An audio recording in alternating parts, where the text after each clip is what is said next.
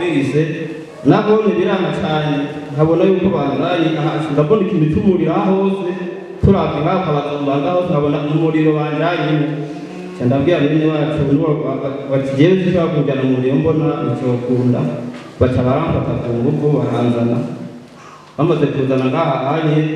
umukozi w'Imana aransengera ndihana ubwenge butabamera kugenda gatoyi hama ndasubira mu gace bati no kumugoroba kumva bikunze uragaruka cyanda Intahengira Kamaro TV.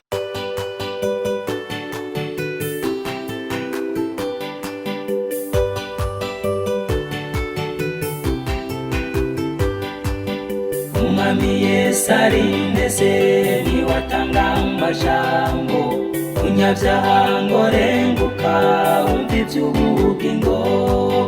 atugirira ubuntu akatwiyegereza amajambo meza cyane yo kuntera umunezero niyo meza ndayakunda ntahatanezera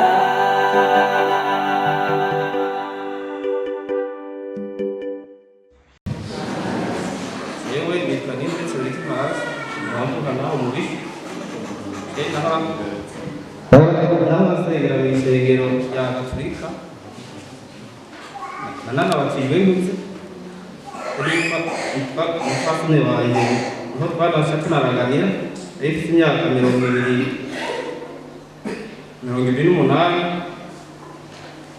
amabatigiye nkasenga mbatuvuye gusenga ashikira mu byaha umunsi wa Mungu gusenga wari umunsi wahariwe kuja mu nzoga tukanwa tugahaga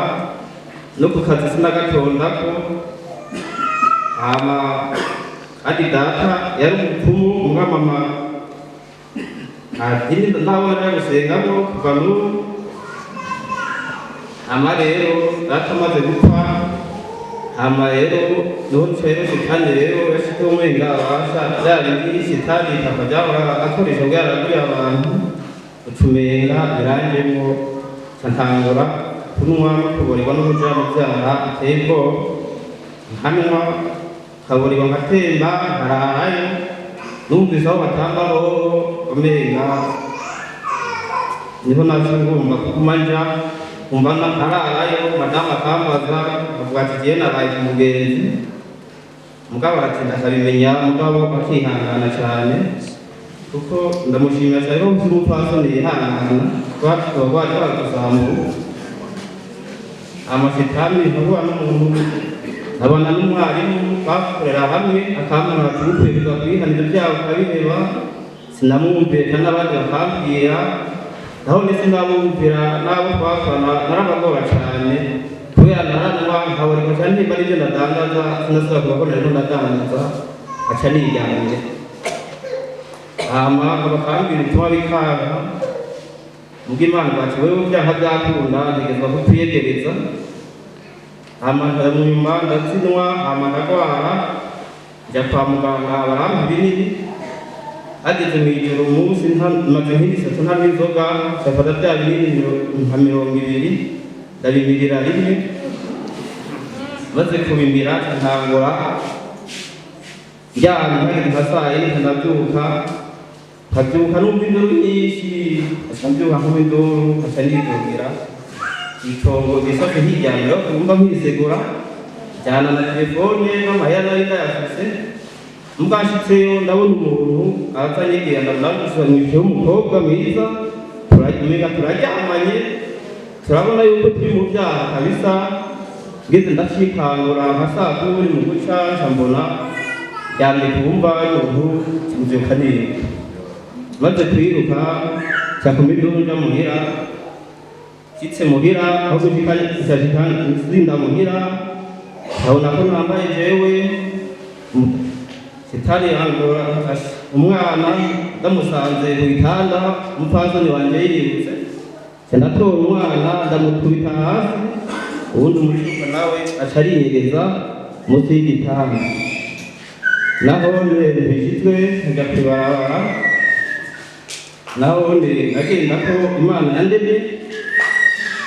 ubwo vuga jewe bambaye turambaye namubwiye mwene wacu mbona nambaye nuko numva icyo yakinde acaza mwene wacu yari turamutsa kamukitoki acavuga ati umuntu mugabo rero nkaguma numva ikintu ishaka inzoga akambwira ati ngo nje kugurira uburo atoyana acaza umuntu atubwo muntu nimujane kw'isengero bamaze kuzana tugeze hajya kuri rise nabonye biranga cyane nkabona yuko bandanye ndabona ikintu cy'umuriro hose turavye nk'ako abazombanza hose nkabona umuriro banjanye ndabwira mwene wacu bati jewe sinshobora kujana umuriro mbona nicokunda baca baramfata ku nguvu baranzana bamaze kuzana ngaha hanye umukozi w'Imana aransengera ndihana ubwenge bucaburamenya kugenda gatoyi hama ndasubira mu gace bati no ku mugoroba kumva bikunze uragaruka ndaza ndasenga uwo munsi ku mugoroba ndabazo aransengera ndasubiraho hama no ku munsi wa Mungu nyene bana ku munsi wa gatatu iyo minsi yose guhera ku wa kane gushika kwa Mungu naraza maze gusubira muhira rero naryama ntangura kwiyumvira ingene byagendeye niyo umutima waza ati ndiko ndabona mu ndoto tugenda hariya tuvuganiye inzira uraza kubona ibintu by'iwawe ingene bimeze ndaduga ngeze ahantu ntangura kundira ati nahora nambara kumva ndabibona ngezeyo nkabona telefone ngeze nkaramanuka acamira nkubwiye ati nabone ndagakoresha indoge maze kuduga sasanga wa mwana mukobwa turi kumwe niho yicaye acambara ati sha genda n'ibyo wamye ungirira wanambabaje cyane subiriyo wewe amahera utoza kuyatora ejo sisitwe mu gitondo saa 10 nari nabyutse yari ibihumbi 110 ndasubirayo sasanga ya mahera nihaye ndagaruka nabone impuzu ntibati nzosubirayo bukeye subiyeyo undi munsi sasanga ni hati impuzu tazoronka atwara ibyo biramaze ndagaruka ndabwira umukozi w'Imana aransengera ati ko yakubwiye ko impuzu nasubireyo impuzu zoronkera izindi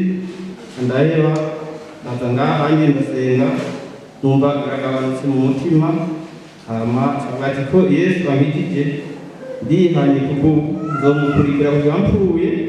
cyane agarutse none rero ndamushimira kubera ubunye nukuri mu mutima wanje natuje kandi n'umudamu wanje aratuje kubera naramugora cyane kuba naho n'abajyanye naho yabari kutukorwa wazoga bamuhamagara kinyaruka wa muntu wawe tubarabara birashanganye agatse isuka akaza agacasaga ngo ndamugora mugogora numva nta mahoro nari ndamuhaye kandi ntacyo hashika muhira abana bose angane umuvyeyi bariruka bati waba papa ca gikoko araje ubwo rero barashimira Imana ko Yesu agera neza umushize bati papa araje ubona ko ndi umuvyeyi mwiza n'umupfasoni wanjye avuga ati ubu ndaje ndubatse ashobora nubyago tutavuganye umuhanuza cyangwa akamanura kandi nawe Imana ko yashaza kwihana naho tembo n'umunsi ntazi muga ntazi ko ija zose abashimira Imana ko ubu yanzigamye hameze neza. ukaba nawe ufise intahe wifuza gutanga cyangwa izindi nyigisho cyangwa ugomba kuduhuza n'ubifise twandikire kuri ino nimero ya WhatsApp 68 884 981 68 804 981 canke 68 42 14 47 68 42 14 47 kaze twiteze intahe zivuye muri mwebwe kugira natwe tuzisangiza abandi izina rya Yesu rirusheho guhabwa icubahiro kaze Imana ibahezagire niyo meza ndayakunda ntahatanezera